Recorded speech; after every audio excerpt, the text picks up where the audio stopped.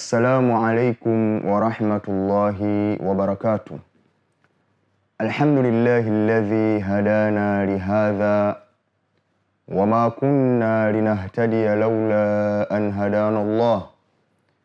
Wassalatu wassalamu ala rasulillah Muhammad bin Abdillah wa ala alihi wa sahbihi wa man wala wa man tabi'ahum bi ihsanin ila yaumiddin, amma ba'du.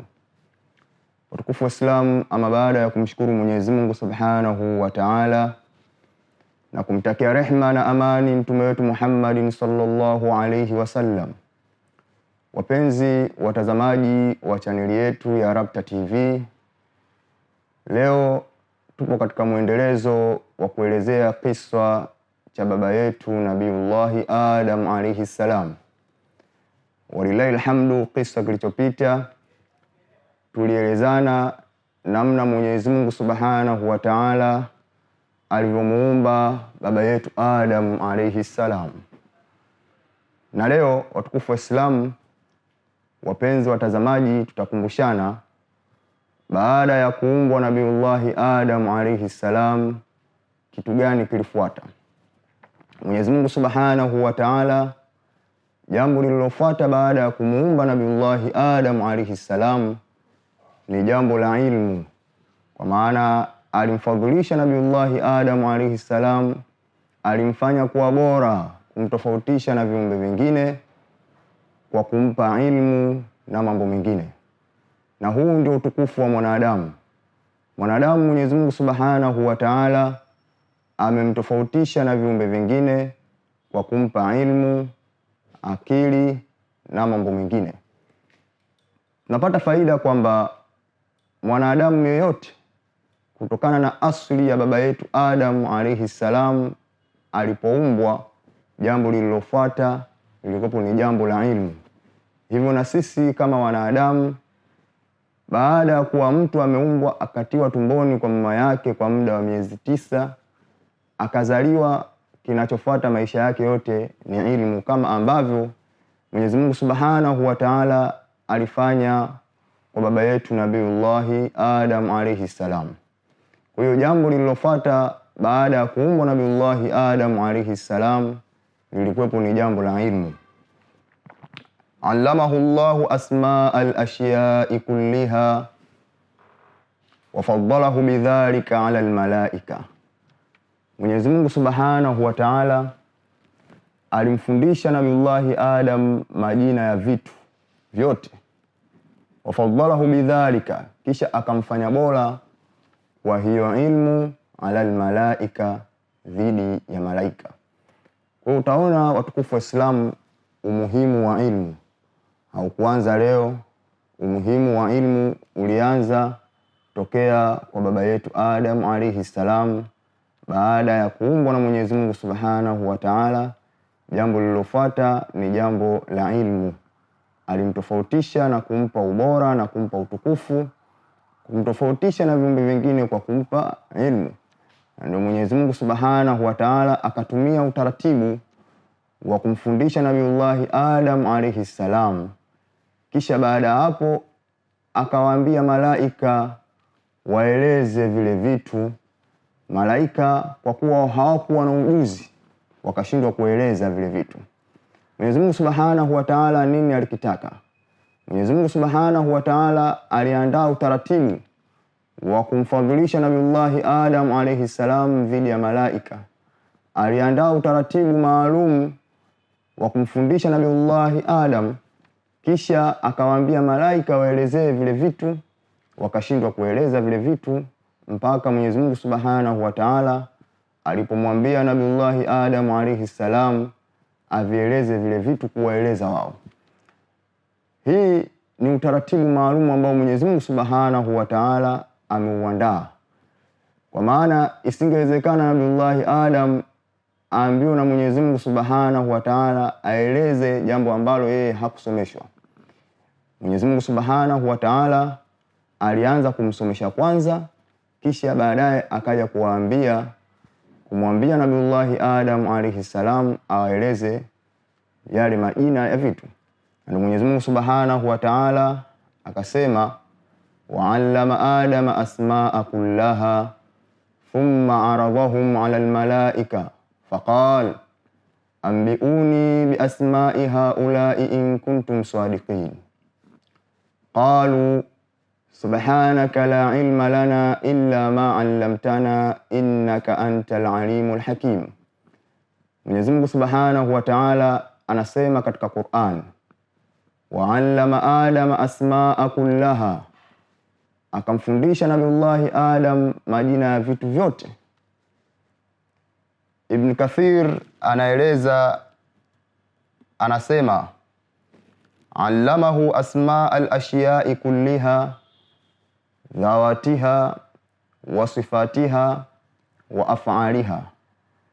Ile wa'allama Adama asma'a kullaha, Ibn Kathir anaeleza kwamba Mwenyezi Mungu Subhanahu wa Ta'ala alimfundisha Nabiullahi Adam majina ya vitu vyote, kwa maana ile dhati yake, wasifatiha na zile sifa zake, wa af'aliha na matumizi yake. Ibn Kathir anatueleza hivyo kwa maana kwamba Nabiullahi Adam alayhi salam alifanywa kuwa ni kiumbe bora, alifadhilishwa kwa ilmu. Mwenyezi Mungu Subhanahu wa Ta'ala alimpa sharafu kwa ilmu, kwa maana alimfundisha majina ya vitu vyote. Sio kumfundisha tu, alimfundisha majina ya vitu kisha na matumizi yake na manufaa yake. Kwa maana Ibn Kathir anatuambia allamahu asma al-ashiya'i kulliha dhawatiha wa sifatiha wa af'aliha. Mwenyezi Mungu Subhanahu wa Ta'ala alimfundisha majina ya vitu vyote, kiwemo dhati zake, sifa zake na matumizi yake. Kwa hiyo utaona watukufu wa Islam, umuhimu wa ilmu ni mkubwa sana. Wa'allama Adam asma'a kullaha, kisha baada Mwenyezi Mungu Subhanahu wa Ta'ala kumfundisha Nabiullahi Adam alayhi salam, thumma aradahum 'ala al-malaika, kisha akavileta vile vitu kwa malaika. Kwa maana kama tulivyoeleza, utaratibu Mwenyezi Mungu Subhanahu wa Ta'ala aliouandaa kwa ajili ya kumpa sharafu Nabiullahi Adam alayhi salam, kwa ajili ya kumpa utukufu, kwa ajili ya kumfanya bora, alimsomesha kwanza, kisha baadaye akavileta vile vitu kwa malaika. Faqal, Mwenyezi Mungu Subhanahu wa Ta'ala akasema kuwaambia malaika, ambiuni bi asma'i haula'i in kuntum sadiqin, kwamba nipeni habari, nielezeni majina ya hivi vitu ikiwa nyinyi ni wenye kusema kweli. Mwenyezi Mungu Subhanahu wa Ta'ala alijua kwamba malaika hawezi wakavitaja vile vitu, kwa kuwa utaratibu aliouandaa ni kumpa sharafu Nabiullahi Adam alayhi salam. Utaratibu aliouandaa ni kumfanya kuwa bora Nabiullahi Adam alayhi salam dhidi ya malaika. Kwa hiyo alipowaambia ambiuni bi asma'i haula'i in kuntum sadiqin, nielezeni majina ya hivi vitu ikiwa nyinyi wenye kusema kweli, nini majibu ya malaika? Malaika qalu, wakasema, subhanaka la ilma lana illa ma 'allamtana, umetakasika wewe, la ilma lana illa ma 'allamtana, hatuna ilmu sisi isipokuwa yale ambayo umetufundisha. Innaka antal alimul hakim, hakika wewe ni mjuzi mwenye hikma. Kwa watukufu wa Islam, faida tunayoipata hapa na tunajifundisha kwamba hautakiwi kama Muislamu kusimamia jambo ambalo hauna ilmu nalo. Na faida nyingine tunayoipata watukufu wa Islam, bado tunahimizwa ilmu, tunahimizwa kusoma, kwa maana ya kwamba jambo ambalo wewe haulifahamu ni vizuri kusema sijui, na ndio jambo ambalo walitumia malaika kwa Mwenyezi Mungu Subhanahu wa Ta'ala. Lakini tunahimizwa kwamba tuzidi kutafuta ilmu, fasalu ahla dhikri in kuntum la ta'lamun.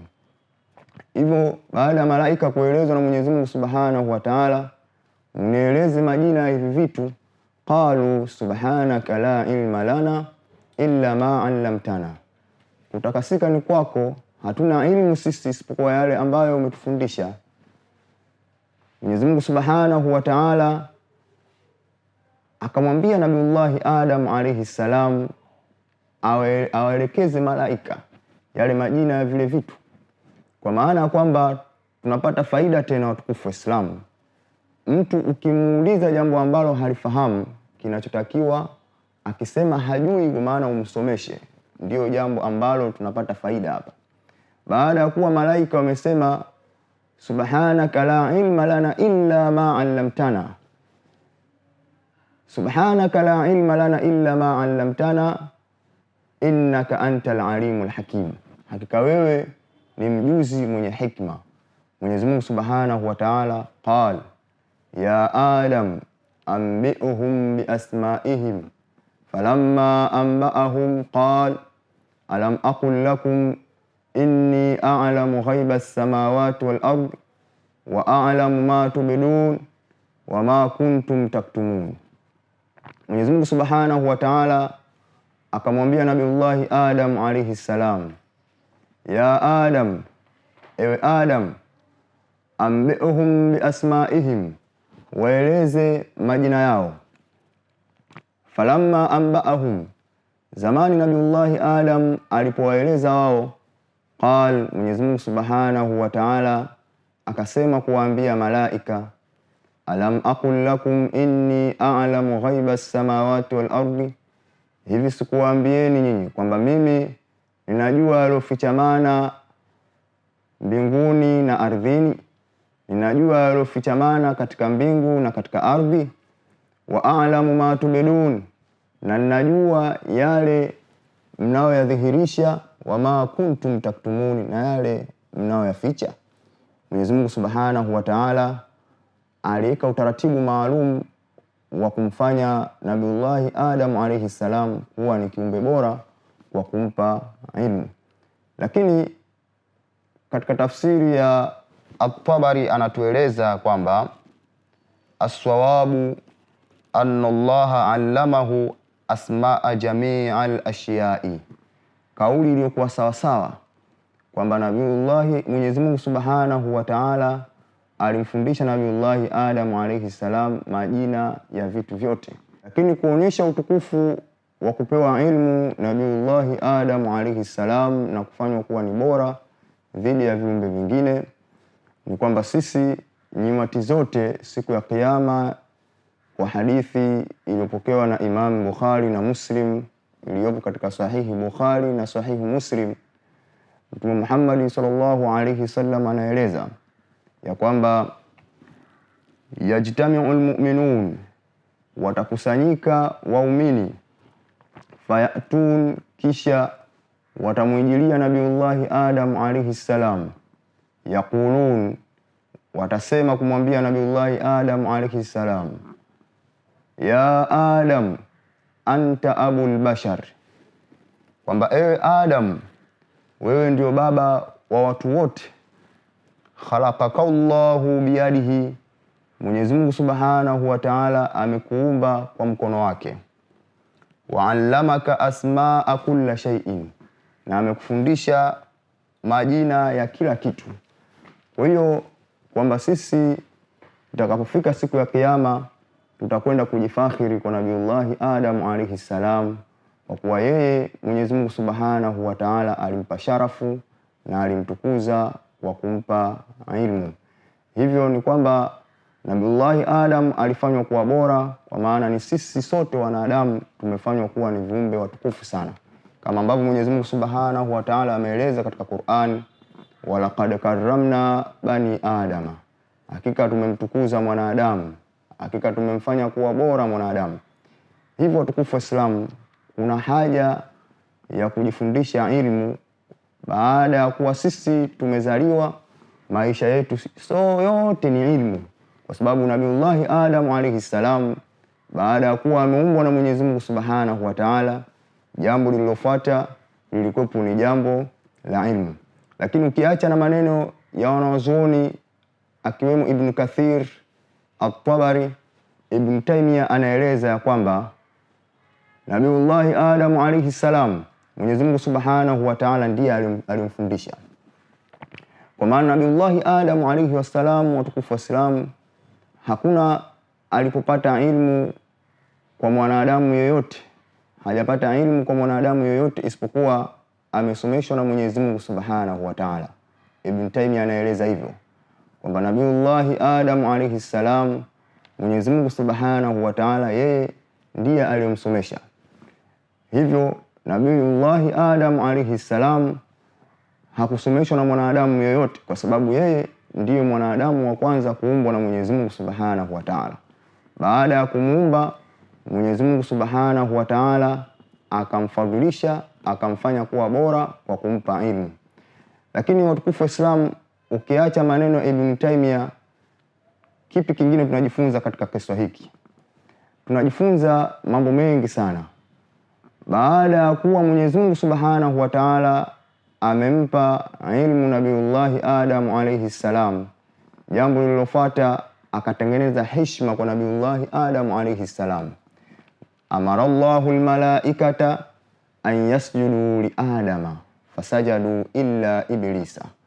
Mwenyezi Mungu Subhanahu wa Ta'ala akawaamrisha malaika wamsujudie Adam, fasajadu, wakamsujudia illa Iblisa, isipokuwa Iblis. Kwa hiyo tunajifunza vitu vingi sana watukufu wa Islam. Baada ya Mwenyezi Mungu Subhanahu wa Ta'ala kumuumba Nabiullahi Adam, akampa ilmu, akatengeneza heshima kwa Nabiullahi Adam alayhi salam, kama ambavyo Ibn Taymiyyah ametueleza kwamba Nabiullahi Adam alayhi salam yeye amesoma moja kwa moja kutoka kwa Mwenyezi Mungu Subhanahu wa Ta'ala. Kwa jambo tunalojifunza hapa watukufu wa Islam ni kwamba ilmu chanzo chake ni kutoka kwa Mwenyezi Mungu Subhanahu wa Ta'ala. Ilmu asili yake ni kwa Mwenyezi Mungu Subhanahu wa Ta'ala. Kisha jambo la pili tunalojifunza watukufu wa Islam ya kwamba Nabiullahi Adam alayhi salam yeye alipewa heshima na Mwenyezi Mungu Subhanahu wa Ta'ala kwa ilmu, wala hakupewa heshima kwa mali wala nguvu zake. Kwa hiyo tunajifunza hapa katika ummati wetu leo, wakati ufikia ni kwamba wanawazuoni, watu wenye ilmu huwa wakapuuzwa na wakapewa kipaumbele watu wenye mali. Watukufu wa Islam, tutakuwa tumekwenda kinyume na mafundisho ya Mwenyezi Mungu Subhanahu wa Ta'ala. Nabiullahi Adam alayhi salam hakupewa heshima na Mwenyezi Mungu Subhanahu wa Ta'ala kwa mali wala kwa nguvu, bali alipewa heshima na Mwenyezi Mungu Subhanahu wa Ta'ala kwa ilmu. Na Mtume Muhammad sallallahu alayhi wasallam anatueleza, anasema al-ulama'u warathatul anbiya'i, wanawazuoni ni warithi wa mitume.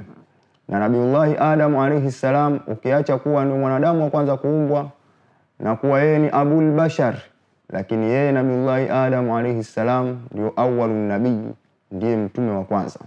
Kwa hiyo ikiwa Nabiullahi Adam alayhi salam amepata heshima kwa sababu ya ilmu, amepata heshima kwa kufundishwa na Mwenyezi Mungu Subhanahu wa Ta'ala, kwa maana hakupata heshima kwa sababu ya mali, vipi leo tunawaheshimu sana na kuwafanya bora sana watu wenye mali kisha tukawapuuza wanawazuoni? Kwa hiyo ya kuzingatia ni mengi sana katika kisa hiki, lakini kubwa ni kwamba cha kujifunza asili ya ilmu ndio kutoka kwa Mwenyezi Mungu Subhanahu wa Ta'ala.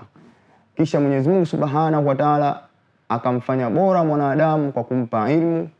Kisha Mwenyezi Mungu Subhanahu wa Ta'ala akamfadhilisha Nabiullahi Adam kwa mambo mengi sana, ukiacha ilmu, akili na vitu vingi, kwa maana akatutofautisha sisi wanadamu na viumbe vingine kwa kutupa ilmu, kwa kutupa akili na mambo mengi sana. Lakini tunajifunza katika kisa hiki, baada ya kuwa Mwenyezi Mungu Subhanahu wa Ta'ala amempa heshima Nabiullahi Adam alayhi salam kwamba malaika wamsujudie, wakamsujudia isipokuwa Iblis. Iblisi huyu laanatullahi alayhi, zile taratibu zote zilizokuwa zikifanyika yeye alikuwepo, ingawa yeye tunaambiwa kana minal jinni, lakini alikuwepo mpaka kule Nabiullahi Adam alayhi salam kusomeshwa na Mwenyezi Mungu Subhanahu wa Ta'ala ile thumma aradahum ala almalaika. Iblisi alikuwemo mule akawa anaona, lakini ile Mwenyezi Mungu Subhanahu wa Ta'ala alipoamrisha kwa kumpa heshima Nabiullahi Adam alayhi salam, alipoamrisha malaika wamsujudie, fasajadu illa iblisa, wakamsujudia isipokuwa Iblisi. Chingine tunachojifunza katika kisa hiki, watukufu wa Islam, kwamba tuepukane na hasadi. Hasadi ni kitu kibaya sana. Iblisi alichokifanya hapa kumfanyia Nabiullahi Adam alayhi salam, alifanya jambo la hasadi. Na Iblisi huyu, kwa mukhtasari, watukufu wa Islam, inaelezwa kwamba yeye, jina la Iblisi lilikuja baada ya hapa kuanza kumfanyia hasadi Nabiullahi Adam alayhi salam. Iblisi ni jina lililotokana na Iblas, ambayo Iblas imetokana na Ablasa, maana yake ni mtu alokata tamaa. Ndio kwa maana ya Iblisi, ambayo yenyewe imetokana na Iblas, ambayo Iblasi imetoka katika Ablasa, maana ni mtu aliyekata tamaa. Kwa maana ni mtu aliyokata tamaa na rehema za Mwenyezi Mungu Subhanahu wa Ta'ala. Ndio maana tunasema Iblis la'natullahi alayhi, maana mtu aliyewekwa mbali na rehema za Mwenyezi Mungu Subhanahu wa Ta'ala. Jambo ambalo lilimfanya Iblisi awekwe mbali na rehema za Mwenyezi Mungu Subhanahu wa Ta'ala ni kwamba alimfanyia hasadi Nabiullahi Adam alayhi salam. Alionyesha hasadi za wazi kabisa, kuweka hoja mbalimbali kwamba mimi siwezi kumsujudia mtu ambaye umemuumba kutokana na udongo, mimi umeniumba kutokana na moto, malaika au umeumba kutokana na nuru. Kwa hiyo siwezi kumsujudia mtu ambaye umemuumba kutokana na udongo. Watukufu wa Islam, hii ni hasadi iliyokuwa wazi, na hasadi ni kitu kibaya sana. Mtume Muhammad sallallahu alaihi wasallam anatufundisha, nasema alhasadu yaakulu alhasanati kama taakulu naru alhataba. Hasadi inakula mambo mema kama unavyokula moto kuzila kuni. Hivyo watukufu wa Islam, tunajifunza katika kisa hiki pia tuepukane na hasadi. Kwa hiyo niwaomba watukufu wa Islam, kwa leo tuweze kuishia hapa katika kumuelezea Nabiullahi Adam alayhi salam.